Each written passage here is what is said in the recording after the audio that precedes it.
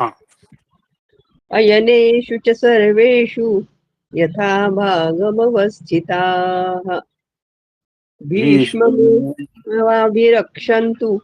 भवन्तः सर्व एव हि।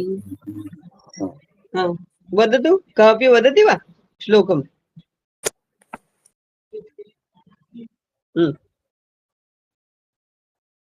श्लोकं वदतु, पदविभागमपि करोतु। क करोति? पदविभागम् अयन्युश्च सर्वेषु यथा भागम् अवस्थिताः भीष्मम् एव अभिरक्षन्तु भवन्तः सर्वे एव हि। अत्र संधि अभवत्, एव अभिरक्षन्तु। एव अभिरक्षन्तु। अ स्वरस्य पुरतः अ आगतः, अतः अ अ मिलित्वा आ भवति, एवाभिरक्षन्तु। सवर्ण दीर्घ संधि। भवन्तः सर्वे। अत्र विसर्गस्य लोपः भवति। भवन्तः सर्व स भवति, विसर्गस्य स भवति। भवन्तः सर्वे, सर्वे एव। अत्र सर्वे, अत्र लोपः भवति, सर्व एव। सर्व एव। अयनेषु च सर्वेषु। अत्र भीष्मसेना दृष्टा। कथमासीत्? भीष्मेण संरक्षिता एषा सेना। तर्हि दुर्योधनः द्रोणाचार्यं सर्वसेनाम् उद्दिश्य उक्तवान्, भीष्मं सर्वे रक्षन्तु। भीष्म सरसेनापति आसीत्, अतः भीष्मस्य रक्षणं कुर्वन्तु सर्वे। भवन्तः सर्वे भीष्मम् एव अभिरक्षन्तु, भीष्मस्य रक्षणं कुर्वन्तु। यथा भागं, यथा यत्र यत्र सर्वे अस्ति सन्ति, तत्र तत्र स्थित्वा सर्वेषु मार्गेषु सर्वतः भीष्मस्य रक्षणं कुर्वन्तु। आपण सर्वजण सेनेच्या आपापल्या भागात राहून पितामह भीष्मांचं रक्षण करा।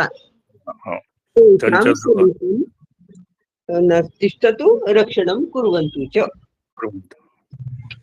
वाक्य विश्लेषणं। क्रिया अस्ति, क्रियापद अस्ति, अभिरक्षन्तु। अभिरक्षन्तु समीपं स्थित्वा रक्षतु। कर्ता प्रथमा विभक्ति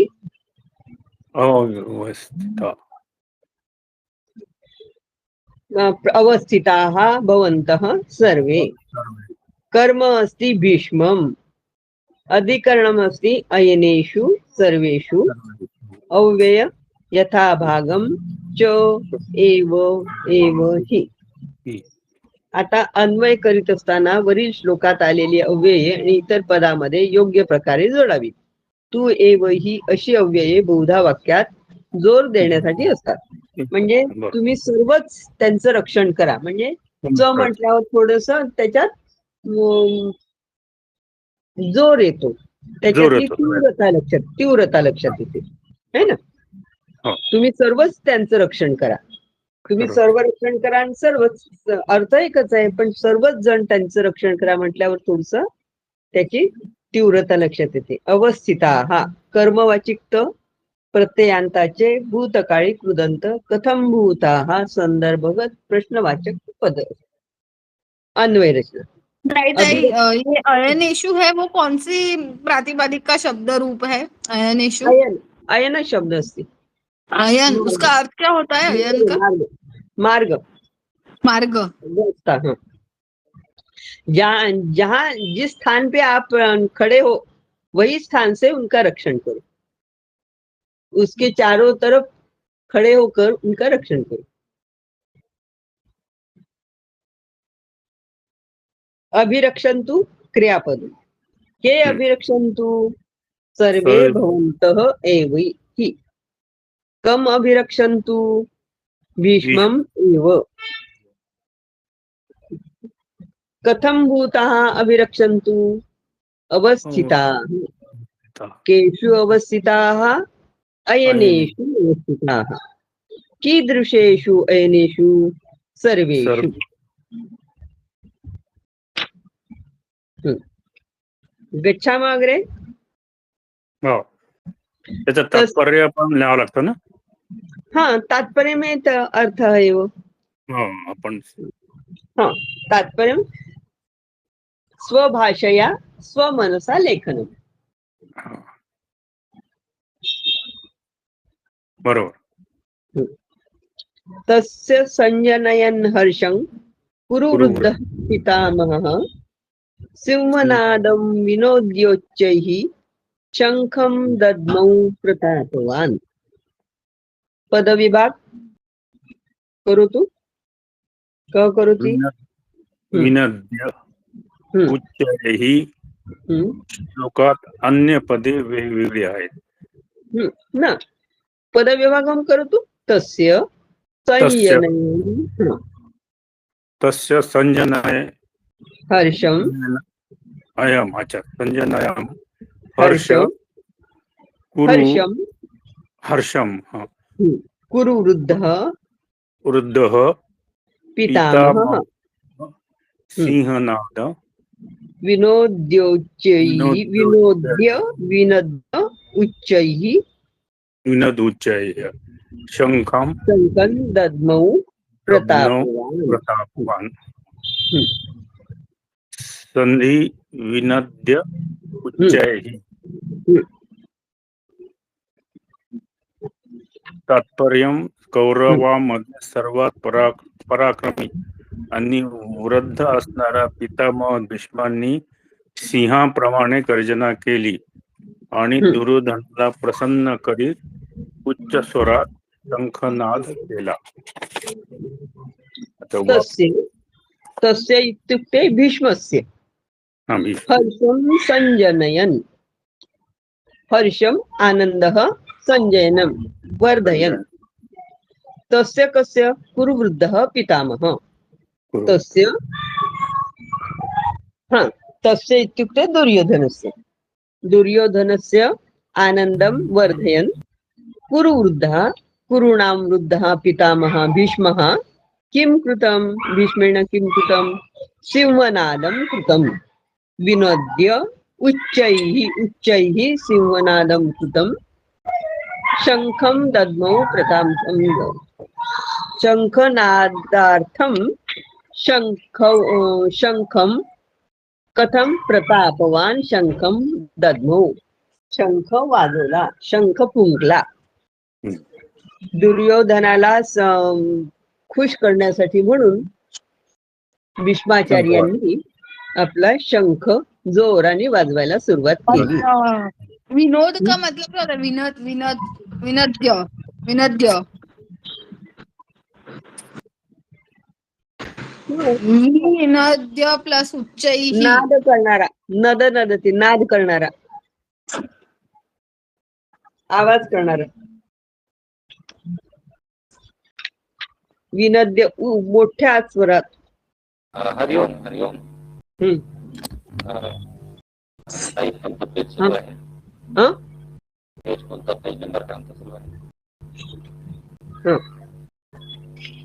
कौरवां तर वाक्य विश्लेषण क्रिया अस्ति दद्मौ कर्तृकारक संजनयन् कुरुवृद्धः पितामहः प्रतापवान् हर्षं सिंहनादं शंखं तस्य विनद्य उच्चैः या श्लोकात कर्मकारकाशी संबंधित 3 पद आहेत त्यात हर्षम या पदाचा संबंध संजनयनशी सिंहनादमचा संबंध विनद्यशी सिंहनाद कसा उच्चैही जोराने नाद करणारा असा आणि शंखाचा दद्मौशी संबंध आहे तर दद्मौ क्रियापद कहा दद्मौ कोणी वाजवला शंख पितामहांनी कीदृशः पितामहः कुरुवृद्धः पितामहः पुनः कीदृशः प्रतापवान् कुरुवृद्धः पितामहः किं कुर्वन् दद्मौ संजनयन्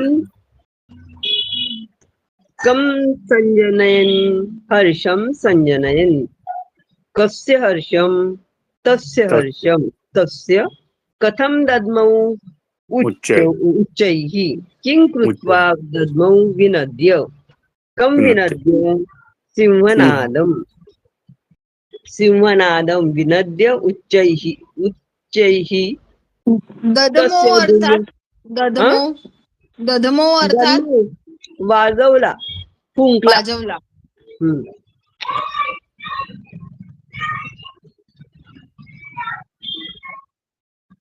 उच्चैः क्रिया विशेषण आहे त्यात म्हणून त्या संबंधित प्रश्नवाचक कथम विचारलं आहे. कथम दद्मौ संजयन हे शत्रंत विशेषण आहे म्हणून प्रश्नवाचक किंग कुर्वन् असं विचारलं. ततः श्वेतैर्हैर्युक्ते महति स्यन्दने स्थितौ माधव पांडवश्चैव दिव्यौ शंखौ प्रदध्मतुः. ततः तदनन्तरं यदा पितामह भीष्मेण शंखस्य निनादं कृतं तदनन्तरं पाण्डवसेनायां किम् अभवत्.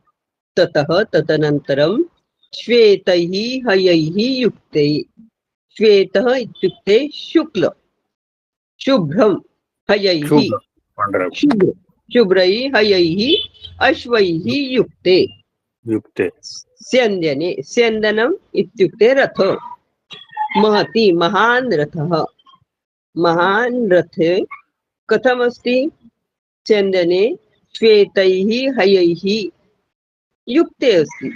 स्यन्दने श्वेताः हयाः सन्ति. माधवः पाण्डवः च तस्मिन् स्यन्दने माधवः पाण्डवः स्थितौ स्तः. ते तौ द्वौ दिव्यौ शंखौ प्रदध्मतुः. ततः त्यानंतर महती स्यन्दने मोठ्या अशा महान विशाल अशा रथावर कशा तर पांढऱ्या शुभ्र हत्ती घोड्यांनी युक्त अशा त्या महान रथावर बसलेल्या माधव आणि पांडवांनी आपापले दिव्य शंख वाजवले.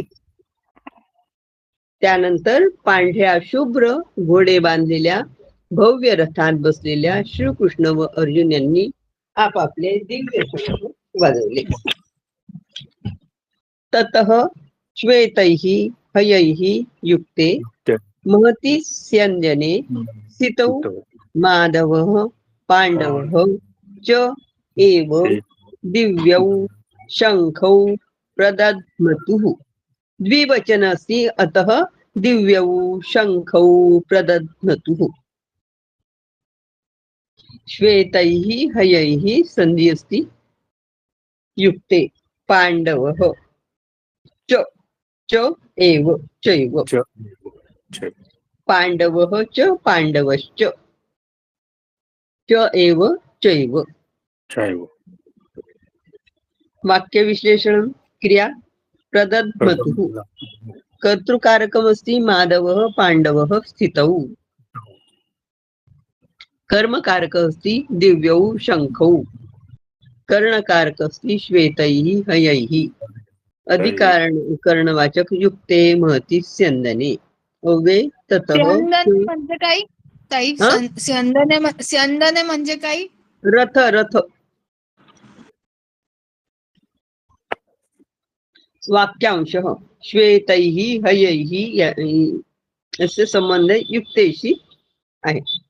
प्रदध्मतुः क्रियापद द्विवचनी त्यामुळे त्यांच्याशी संबंधित प्रश्नही द्विवचनीच असेल. या श्लोकात कर्मपदही द्विवचनी आहे त्यामुळे प्रश्न पण द्विवचनी. प्रदध्मतुः क्रियापद कौ द्विवचन असल्यामुळे कौ प्रदध्मतुः कोणी वाजवला माधवः पाण्डवः च कीदृशौ तौ स्थितौ कुत्र स्थितौ स्यन्दने कीदृशे स्यन्दने महति स्यन्दने पुनः कीदृशे युक्ते के युक्ते कैः युक्ते हयैः युक्ते कीदृशैः हयैः श्वेतैः कौ प्रदद्मतुः शङ्खौ कीदृशौ शङ्खौ दिव्यौ कदा प्रदद्मतुः ततः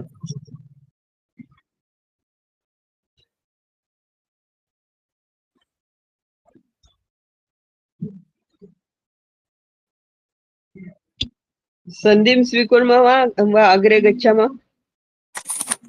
महती महती महती जो शब्द है वो महान का सप्तमी है, तो हाँ। इसमें महान रथ में ये प्रकार से बोलना जा रहे हैं जो श्लोक है उसमें।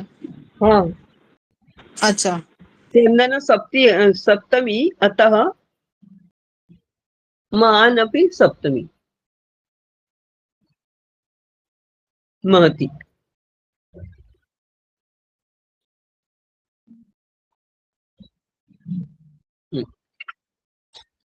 मागच्या धड्याचे संधी राहिले होते. हं? मागच्या धड्याचे संधी राहिले होते. संधी तत्स्वीकुर्मः वा का अस्ति? तेव्हा कसं तुम्ही तदनन्तरं स्वीकुर्मः। अस्तु, प्रथमं वयं गद्यपद्ये एव स्वीकुर्मः। अच्छा. हं?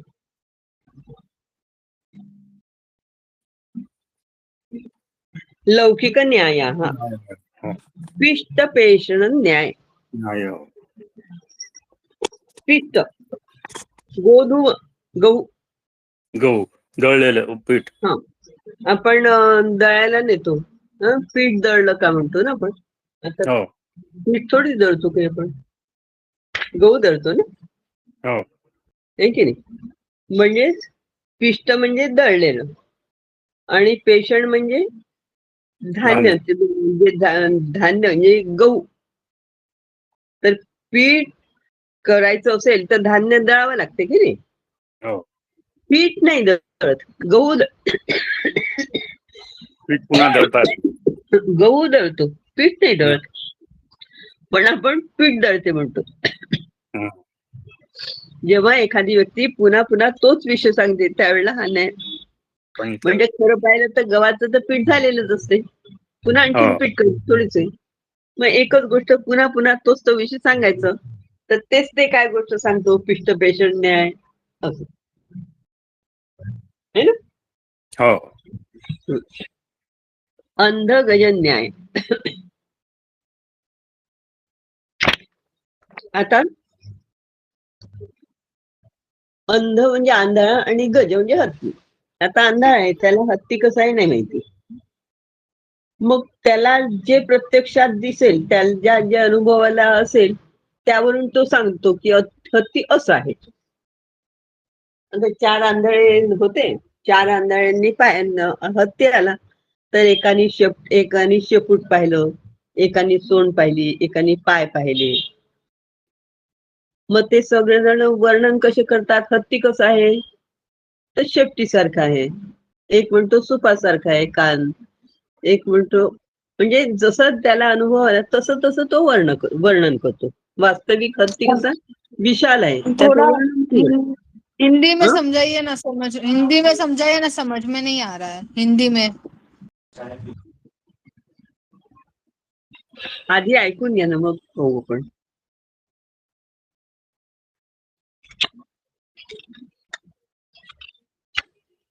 तर काही अंध माणसांना हत्ती कसा असतो हे जाणून घ्यायचं असते. ते जाऊन हत्तीला स्पर्श करतात, तर त्याच्यातील काही तोंडेला हात लावतात, त्यांना वाटते की हत्ती केळीच्या झाडासारखा आहे. काही हत्ती पोटाला हात लावतात, त्यांना हत्ती भिंतीसारखा वाटतो. काही लोक त्याच्या कानाला स्पर्श करतात, तर ते म्हणतात की हत्ती मोठ्या सुपासारखा आहे. नंतर ते आपसात चर्चा करतात आणि निष्कर्ष काढतात. त्यामुळे ज्यावेळेस लोक आपल्या समजुतीनुसार चर्चा करतात, त्याच्यातच गुंततात, तेव्हा या न्यायाचा उल्लेख केला जातो. म्हणजे प्रत्येकाचे अनुभव वेगवेगळे. हा. पण तो म्हणतो की हत्ती असा आहे, तो तसा आहे. ईश्वराच्या बाबतीत असंच होते खूपदा, की ईश्वर असा आहे, ईश्वर तसा आहे. प्रत्येकाला अनुभवाला आलेला असंच. आणि मग त्याच्या नुसार ते उगतच आपलं चरवित चरवण म्हणतो आपण. जसं आता पिष्ट पेशंट नाही म्हणजे चरवित चरवण नाही, चावलेलंच पुन्हा चावायचं म्हणतात तशासारखं. तर त्याला हा अंधगजन न्याय म्हणतात.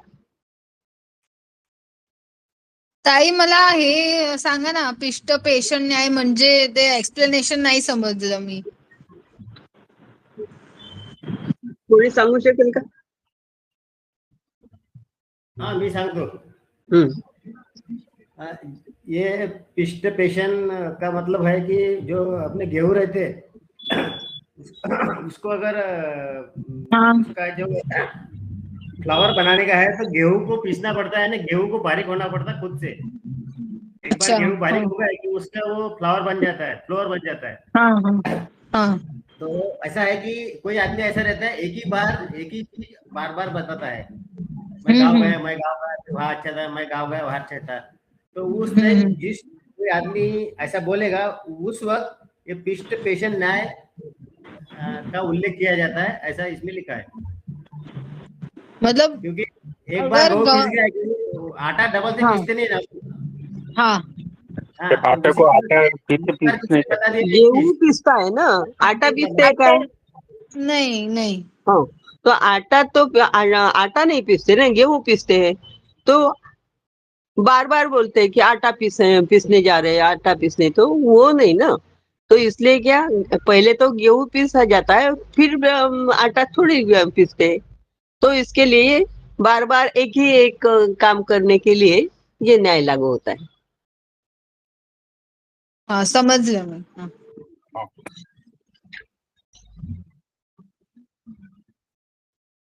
गज का भी ऐसा है. अंध व्यक्ति गज को, हत्ती को हाथ लगा के देखते हैं. जो चार अंध है तो एक को लगता है कि वो सूंड सूंड जैसा है, एक को लगता है कि दीवार जैसा है, एक को लगता है कि सूप जैसा है. जिसका जो कान को हाथ लगाते तो बड़ा दिखता है ना, तो सूप लगा है मतलब मैं नहीं, वैसा लगता है. ऐसे हर एक जन आप अपने हिसाब से उसका अर्थ लगाते हैं सब मिलके. जब और तर्क वितर्क करते रहते हैं और उसमें ही वो रम्मान हो जाते हैं. उनके वैसा ही वो डिस्कशन करते रहते हैं सब उनके अपने अपने जैसा समझा वैसा वो न्याय उसको ये न्याय. मतलब अंधे लोग हैं, उनको पता नहीं है कि हाथी कैसे दिखता है, वो अपने अपने इंटरप्रिटेशन से समझ लेते हैं. और पूरा हाथी तो अलग ही रहता है. अलग मतलब उसका एक अंश रहता है, वो समझते हैं उनका.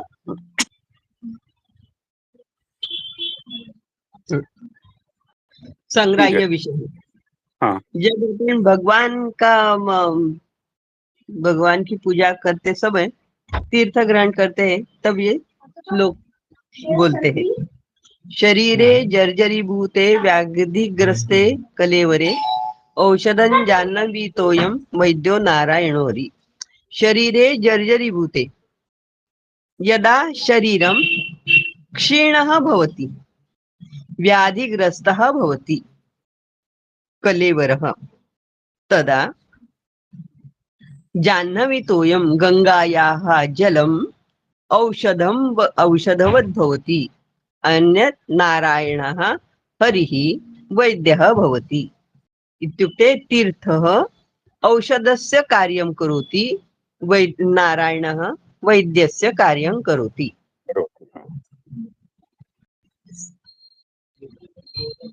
समजलं का? हो. ध्येय सदा सवितृमंडल मध्यवर्ती नारायण सरसि विष्णोः ध्यानमस्ति. नारायण सरसिजासन सन्निविष्टः केयूरवान् मकरकुण्डलवान् किरीटी हारी हिरण्मय वपुः धृत शंख चक्रः ध्येयः सदा सर्वदा ध्येयः ध्यानं करणीयम् कस्य सवितुः मंडल मध्यवर्ती सवितु सूर्यनारायणः यस्य मध्ये अस्ति अन्यत् न सरसीज सरसीज इत्युक्ते कमलम् आसनं यस्य अस्ति सः सूर्यमण्डलं यस्य मध्यभागे अस्ति कमलं यस्य आसनम् अस्ति केयूरवान् बाजूबंद केयूरवान् इत्युक्ते बाजूबंद मकर कुण्डलवान् मकरस्य कुण्डलं धारयति किरीटी मुकुटं धारयति सः हिरण्मय वपुः सुवर्णमय शरीरं धारयति शंखचक्रं धारयति सः नारायण तस्य ध्यानं करणीयम् अवगत वा हो त्यांचा ध्यान कर। मेरी बुक में ना ये मीनिंग नहीं लिखे हुए श्लोक के, तो मराठी बुक में भी मीनिंग के बिना ही ये श्लोक दिए हुए हैं। मेरी बुक में नहीं है मीनिंग। नीचे मीनिंग है ना? मीनिंग है, लेकिन वो जो पहले कैसा दे रहा था कि ये सवितु का क्या मतलब होता है, मंडलम का क्या मतलब होता है, वैसे नहीं दिया हुआ है। अभी तो मैंने बोला ना सवितु इत्युक्ते सूर्य मंडल मध्यवर्ती यस्य मध्ये अस्ति सरस्य कमलस्य यस्य आसनम् अस्ति कमलासने उपविशति ना नारायणः। हा श्लोक कधी म्हणायचा आहे? हा श्लोक हे कधी म्हणायचा आहे? म्हणजे विष्णूचं ध्यान आहे हे, जसं आपण शांताकार म्हणतो ना तसं हे विष्णूचं ध्यान आहे। म्हणजे सूर्यमंडळ ज्याच्या मधोमध आहे म्हणजे इतका प्रकाशमान आहे ना पूर्ण त्याचं रूप असलं की सगळीकडे प्रकाशित असलेला असा हा, आणि ज्याचं आसन ज्या सरसी म्हणजे कमळाच्या आसनावर जो सन्निविष्ट हा बसलेला आहे। केयूरवान म्हणजे बाजूबंद धारण करणारा, मकरची कुंडल धारण करणारा, मुकुट धारण करणारा आणि तेजस्वी असं शरीर धारण करणारा, शंख चक्र ज्याच्या हातात आहे अशा नारायणाचं ध्यान करावं सदा नेहमी ध्यान कर। म्हणून पण बहुतेक हा आपण बहुतेक सूर्याचं हे करायच्या वेळेला म्हणतात पण हे विष्णूचं ध्यान। वपूचा अर्थ शंख असते काय? शरीर क्या? शरीर शरीर।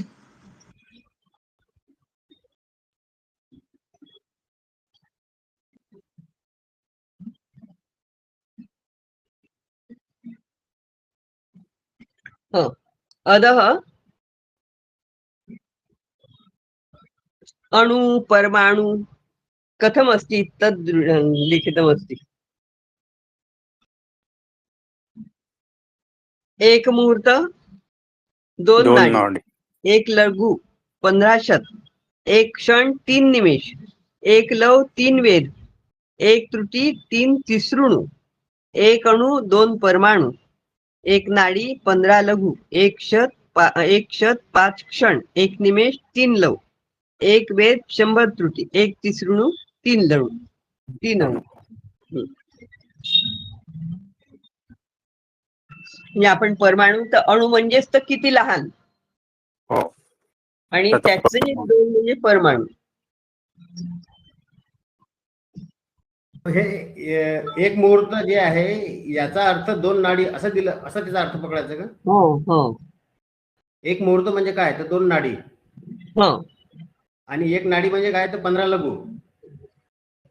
एक नाडी 15 लघु।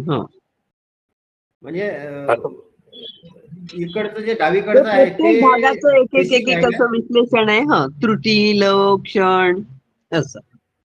अच्छा, ये मेरे समझ के बाहर ही है, ये मुझे समझ में ही नहीं आ रहा है। अगर इंग्लिश में होता तो हिंदी में, ये हिंदी में ना इसलिए पता नहीं चल रहा, इंग्लिश में होता तो पता चल जाता। हिंदी में नहीं, मराठी में नहीं, संस्कृत में है ये, संस्कृत में ही ध्यान में रखना है। उसका रेफरेंस आएगा तो मालूम पड़ेगा। वही बताए ना कि अणु अणु कितना बारीक है ना, तो 2 परमाणु मतलब 1 अणु।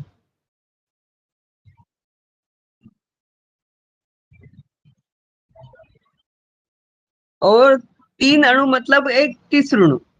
3 तीसृणु मतलब 1 त्रुटि।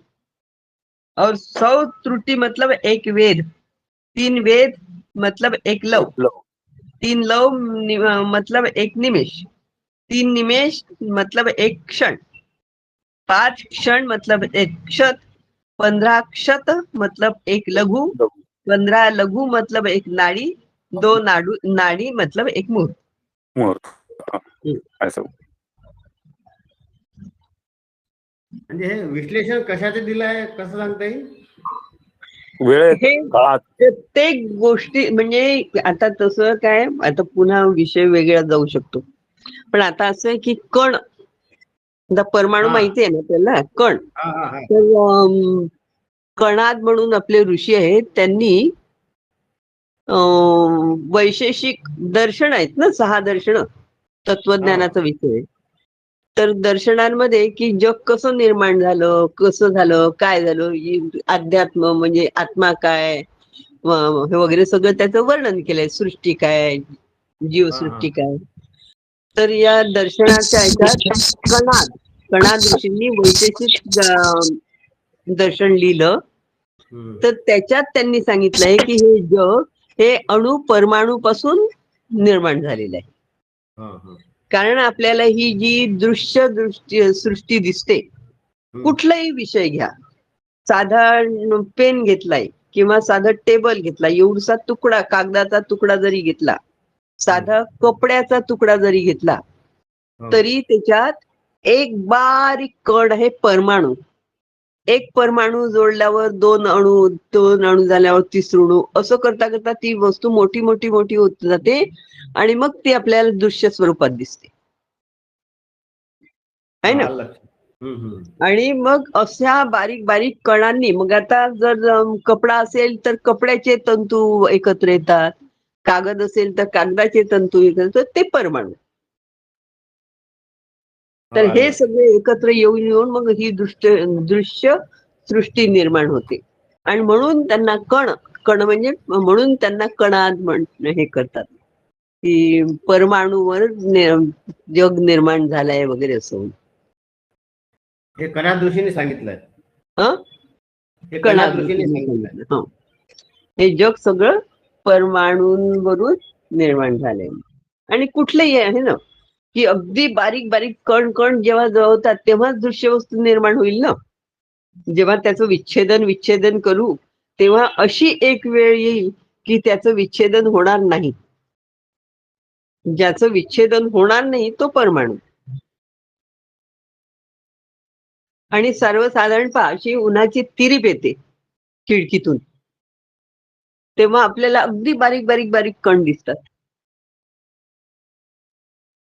तर त्याचेही कितीतरी बारीक बारीक पटीने तो परमाणू असतो जो काही दिसत नाही. आणि त्याच्यात इतकी अद्भुत शक्ती असते की तो स्फोट करण्याची त्याच्यात ताकद आहे. परमाणू बॉम्ब निर्माण झालेत, अणुबॉम्ब निर्माण झाले. ठीक आहे. हो. 6th पाठ. मधुकर सर आले होते, काही बोलणार होते काय माहित. काय मग मधुकर सर आले होते, काही बोलणार होते काय माहित. आले होते का? हा, आपले व्हिडिओ वगैरे ऑन केला होता.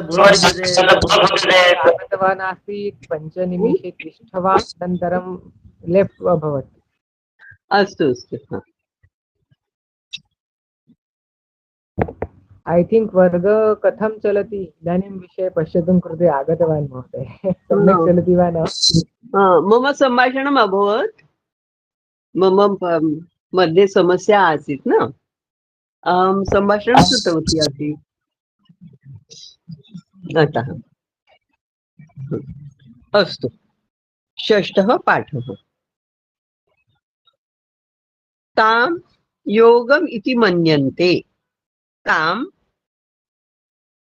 योगम् इति वदन्ति, स्थिराम इंद्रिय धारणाम, स्थिराम दृढाम इंद्रिय धारणाम, ताम तिला योगम इति मन्यन्ते, योग असं म्हणतात, योग असं मानल्या गेलं, त्यांना योग असं म्हणतात. कोणाला? स्थिराम इंद्रिय धारणा, स्थिराम स्थिर इंद्रिय धारणा, दृढ इंद्रिय धारणेला योग असं म्हटलेलं आहे. इंद्रिय धारणा म्हणजे इंद्रियांना आपला वश ठेवणे, इंद्रिय धारणा. आणि नुसतंच म्हणजे आता मी बसली आणि मला टीव्ही नाही पाहायचा म्हणून इंद्रियावर निग्रह केला, हा एवढ्या पुरता नाही, थांब मी नाही पाहणार, हा दृढ निश्चय. इंद्रियांवर दृढपणे वश, इंद्रियांना दृढ, एक मिनिट, इंद्रियांवर नियंत्रण ठेवणे, ताबा ठेवणे, इंद्रियांना वश करणे, यालाच योग असं म्हणतात. आपली इंद्रिये वश ठेवणे, आपल्या ताब्यात ठेवणे म्हणजेच योग आहे.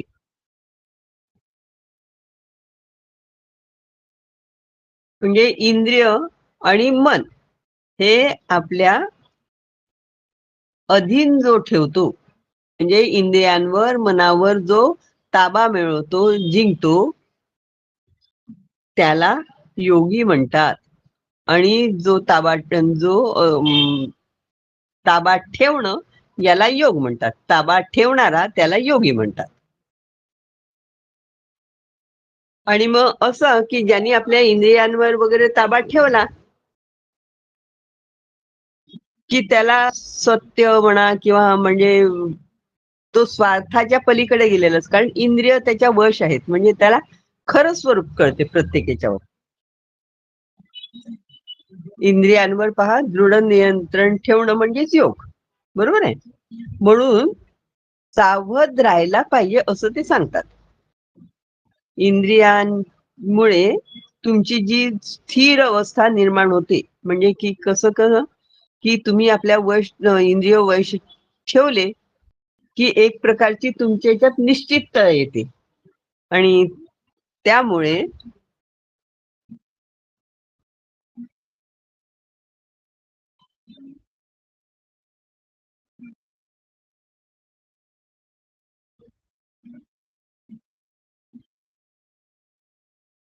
आवाज गेला का?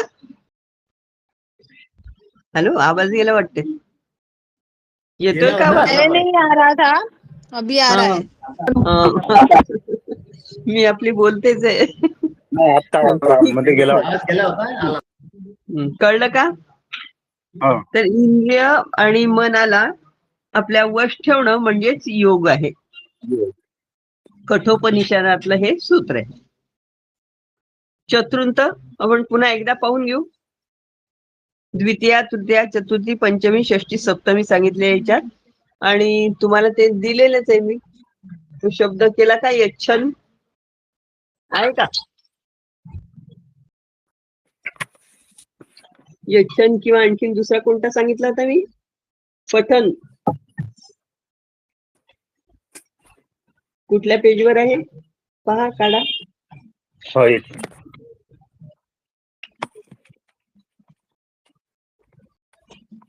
तर विशेषण ज्या विभक्तीत असेल त्याप्रमाणे, विशेष्य ज्या विभक्तीत असेल त्याप्रमाणे हे विशेषण लागेल.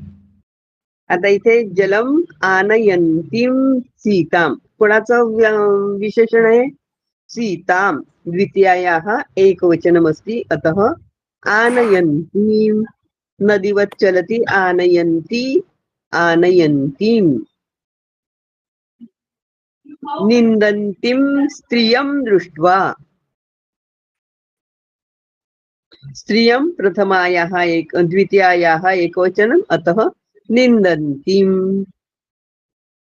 फलानि खादन्तीः वानरीः बहुवचनमस्ति, धावन्तीः गाः बहुवचनम्.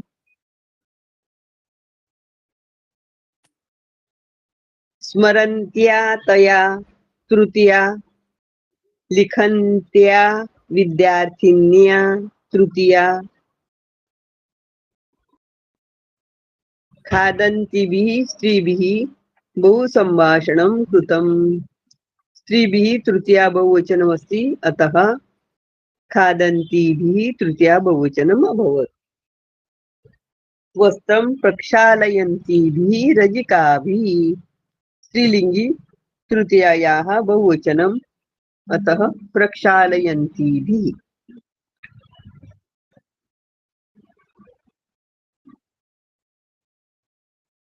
अग्रे अस्ति लिखितं पठन्ति पठन्त्यौ पठन्त्यः पठन्तीं पठन्त्यौ पठतीः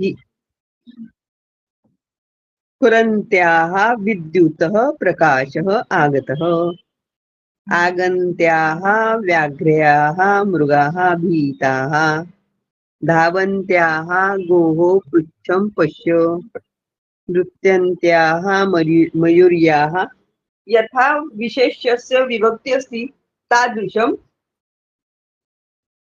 विभक्ति विशेषणस्य पतन्तीनां शीलानां वेगः महान् जल्पन्तीनां कर्मकरीणां दर्शनेन स्वामी कुपितः अकस्मात् आपतन्तीनाम् आपदां निवारणं कथम् वहन्त्यां कुल्यायां मलिनता नास्ति सम्यक् पठन्तीषु एतासु का प्रथमं स्थानं प्राप्नुयात्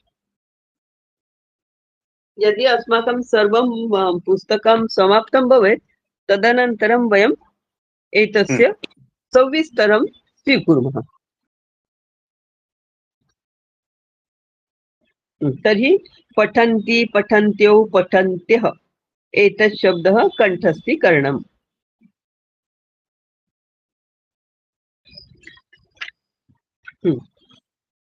सुभाषितम्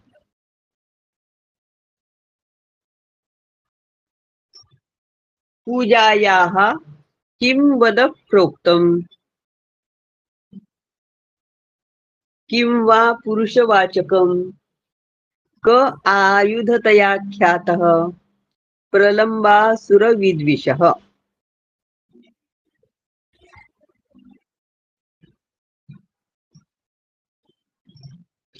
आता 3 प्रश्न विचारलेले आहेत पूजायां किं पदं प्रोक्तम् पूजा म्हणजे श्रेष्ठ चांगले पूज्य म्हणजे आपण ज्यांना भाव आदर मान देतो मानतो पूज्य अशा चांगले म्हणजे योग्य पूज्य अशा अर्थी कोणता शब्द वापरला जातो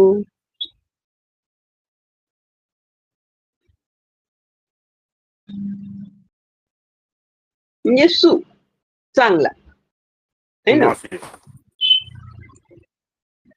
किंवा पुरुषवाचकम पुरुषवाचक कोणता शब्द वापरला जातो तर ना म्हणजे पुरुष आणि कह आयुधतया ख्यातः आणि प्रलंबासुर म्हणजे प्रलंबासुराला मारणारा कोणत्या आयुधाने कोणत्या शस्त्रांनी प्रसिद्ध आहे तर हा बलराम फल आहे ना त्याचं आयुध मग तर या हे 3 शब्द म्हणजे पूजायाम किम पदम प्रोक्तम सु म्हणजे चांगलं या अर्थी आपण सु वापरतो ना आणि पुरुषवाचक शब्दाला ना वापरतो आणि बलरामाचं आयुध कोणतं आहे तर हल मग काय सुना हल हल म्हणजे सिर हलाला सिर शब्द म्हणतात मग शब्द झाला सुना सिर तो मुझे सुना ये सिर समझ में नहीं आया प्रोक्तम का अर्थ क्या होता है प्रोक्तम पूर्ण झाल्यावर बोलत जा मध्ये मग ती लिंक तुटून जाते ओके ओके ओके मग ते सुनासिर मग सुनासिर म्हणजे इंद्र है ना मग असुरांचा द्वेष करणारा कोण तर इंद्र म्हणून सुनासिर हे त्या सगळ्याचं उत्तर आलं काय हाँ बोला ना, काय विचारलं होतं? हाँ हाँ ये प्रोक्तम का अर्थ क्या होता है? काय म्हटले? प्रोक्त उक्त क्या बोला जाता है? क्या बोला जाता है? और मुझे ये पूछना था कि ये बोल रहे हैं कि किस शब्द की पूजा अर्थ में अच्छे प्रयोग किया गया, तो उसका मुझे ये नहीं समझ में देखो आ रहा है ये। देखो देखो, तू मतलब अच्छा अच्छा अच्छा हाँ है ना? हाँ सुफल, सुपुष्प, सुपुष्प। सुमन, अच्छा मन, अच्छा फूल, है ना? अच्छा के लिए सुमन करते हैं ना, उसका उपयोग, हम्म। इसलिए सु। फिर किम वा पुरुष वाचकम, तो उसका आंसर क्या आएगा? ना, नृ शब्दस्य प्रथमायाः एकवचनम् अस्ति ना। इसका प्रथम एक वचन है ना ना। हाँ, नर बोलते हैं ना, नृ नर, नर वैसा हाँ। नृ शब्दस्य प्रथमा शब्दस्य एकवचनम् अस्ति ना। अच्छा और हल, बलरामस्य आयुधः अस्ति हलः, तस्य अच्छा नाम अस्ति सीरः, सुनासीरः। अच्छा अच्छा हाँ तो सुनासीरः मतलब इंद्र। तीन शब्द मिलकर एक शब्द हो जाता है सुनासिर।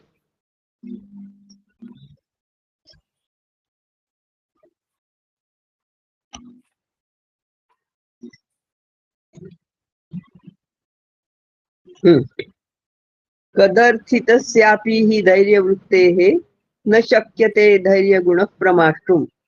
अधोमुखस्यापि कृतस्य वह्नेः नादशिखा यान्ति कदाचिदेव।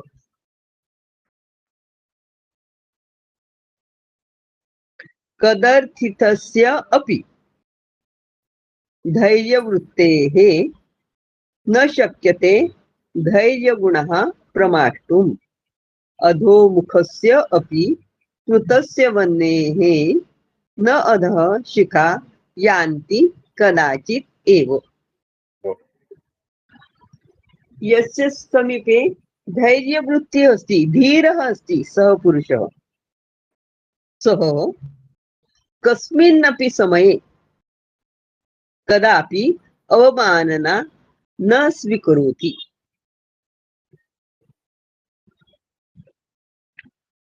अवमानना न स्वीकरोति, धैर्यगुणः तस्य नष्टं न भवति, एतत् तस्य वर्तनं भवति। धैर्यवृत्ती ही म्हणजे ज्याचं, जो धीर गंभीर माणूस आहे तो कदर्थितस्य अपि, कुठे कुठे त्याचा अपमान जरी झाला असला तरी सुद्धा तो आपला धैर्य गुण सोडून देत नाही. अपमान झाला तरी तो आपलं धैर्य गुण टिकवून ठेवतो. कारण अधोमुखस्य अपि कृतस्य वह्नेः, अग्नी, अग्नीला खाली जरी केलं, म्हणजे आता टेंभा जसं म्हणतो आपण, तो असा त्याचं तोंड वरच असते ना, ज्वाळा वरच असतात, पण तो टेंबा जर खाली जरी केला तरी अधोमुखस्य कृतस्य वह्नेः, त्या अग्नीच्या ज्वाळा ह्या अधोमुख जरी केल्या, खाली जरी केल्या तरी न अधः शिखा यांती, पण त्यांच्या ज्वाळा या कधीही खाली नाही जात, त्या वरच उफाळून येतात. तिरस्कृत झालेल्या सुद्धा धैर्यवान पुरुषांचा धैर्य हा गुण नाहीस्य करणे कधीही शक्य होत नाही. खाली तोंड केलेल्या सुद्धा अग्नीच्या ज्वाळा कधीही खाली जात नाहीत. कळलं का? आणि ते तो श्लोक आठवत असेल तर मराठी, ज्वाला तरी ते वरती उफाळे, आली जरी कष्टदशा अपार, न सोडिती धैर्य तथापि थोर. अच्छा, केला जरी पोत बळेची खाली, ज्वाळा तरी ते वरती उफाळे. त्याच हे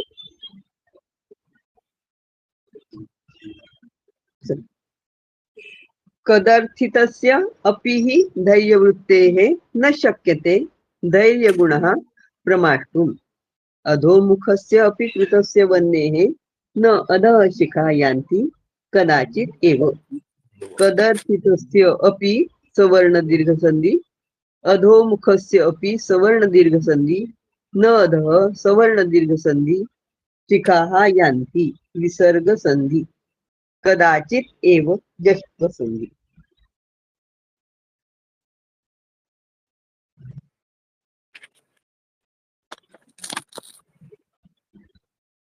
ना गुणी गुणिनं वेत्ति गुणी गुणिषु मत्सरी गुणी च गुणरागी च विरलः सरलो जनः न अगुणी गुणिनं वेत्ति व्यक्ती गुणी गुणिषु मत्सरी गुणी च गुणरागी च विरलः सरलः जनः न अगुणी सवर्ण दीर्घ सरलः जनः विसर्ग संधि.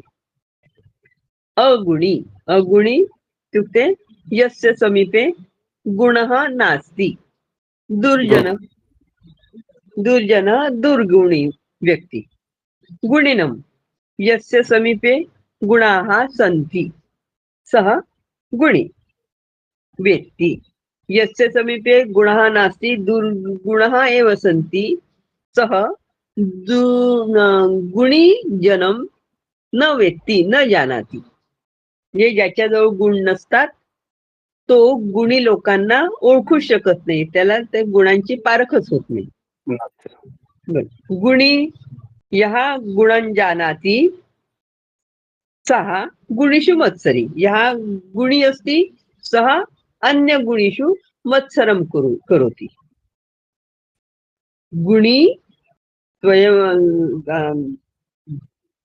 स्वतः गुणी अस्ति अन्यच्च सः गुणानां प्रति आदरं दर्शयति सः गुणरागी गुणी गुणरागी अस्मिन् जगति विरलः सरलः एव जनः भवति. जे ज्यांच्याजवळ गुण नाहीत दुर्गुणी व्यक्ती त्यांना गुणाची पारखच नसते, त्याच्यामुळे तो गुणी लोकांना समजूनच घेऊ शकत नाही. आणि ज्याच्याजवळ गुण आहेत असा गुणी दुसऱ्या गुणी माणसांचा मत्सर करतो. आणि गुणी आहे पण गुणांवर अनुराग करणाऱ्या म्हणजे दुसऱ्या गुणी माणसांचे पण तेवढ्याच त्यांनी आदर करणारा त्यांना मान देणारा असा असा सरळ साधा माणूस विरळच आहे.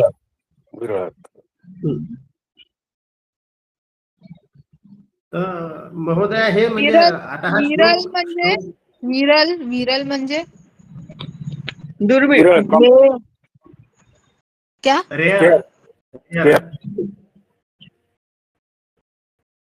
महोदय हा म्हटलं हा जो श्लोक दिला आहे असा किंवा आता हे संस्कृत लिटरेचर मध्ये असे जे श्लोक दिले आहे तर मला असं विचारायचं की हे श्लोक देण्याचं कारण काय किंवा हे श्लोक वापरायचे कसे किंवा म्हणजे याचं हे काय म्हणजे अर्थ किंवा म्हणजे लिटरेचर मध्ये हे कशाला दिले बा म्हणजे याचा काय उद्देश होता सगळं श्लोकामध्ये लिहिलं आहे. मुळात आहे आपलं आपण संस्कृत भारतीकडून परीक्षा देतोय. संस्कृत भारतीचा मूळ उद्देश आहे की संपूर्ण भारत नव्हे तर संपूर्ण जगत संस्कृतमध्ये करायचंय. बरं. त्यानंतर संस्कृत भाषा आहे संस्कृतमय करायचं म्हणजे जेव्हा आपण सगळेजण संस्कृत बोलू तेव्हा ते संस्कृतमय होईल ना. पुस्तकातली भाषा असणं की त्यांनी संस्कृत कारण आमच्या वेळेला पहा इंग्रजीत मराठीतून शिकायचं त्याच्यामुळे आमच्या वेळेला इंग्रजी यायचं पण आम्ही इंग्रजी बोलू नव्हतो शकत तेव्हा.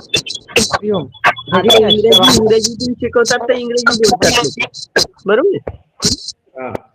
तर त्याच्यामुळे चालू ठेवला आहे खूप डिस्टर्बन्स येते तर त्याच्यामुळे संस्कृत हरि ओम भगिनी अष्टवादनस्य अभ्यासवर्गे प्रारम्भम् अभवत् तर्हि अहम् इदानीं वर्ग समाप्यामि वा? आम् करोतु.